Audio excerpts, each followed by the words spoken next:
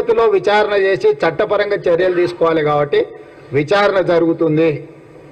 అంతకుముందు ఎవరైనా ఫోన్లలో మాట్లాడుకోవాలన్నా భయపడేది, ఎవరైనా కలిస్తే ఎవరు రికార్డు చేస్తుండే అని భయం ఉండే.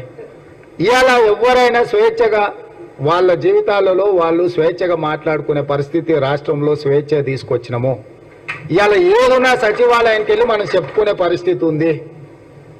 అందుకే ఇవాళ నిన్న ఎమ్మెల్సీ ఎన్నికలు జరిగినాయి. ఓటు విలువ నాకు తెలుసు కాబట్టి ఢిల్లీ నుంచి వచ్చి సుప్రీంకోర్టు చీఫ్ జస్టిస్ను కలిసి అక్కడ నుంచి సరాసరి కొడంగల్ పోయి కొడంగల్ ఓటేసి మళ్ళీ అక్కడ మా వాళ్ళు అందరినీ కలిసి ఓ రోజంతా కూర్చొని వాళ్ళతో మాట్లాడి మంచి చెడ్డ యోగక్షేమాలు కనుక్కొని వచ్చిన. ఓటు ఎంత విలువైందని అంటే మనల్ని ఏలే వాళ్ళని ఎన్నుకునేది మనమే. మనం ఇట్లాంటి లఫంగా వాళ్ళని ఎన్నుకున్నామంటే తర్వాత మనం ఎంత చెప్పినా ఓడినాడు.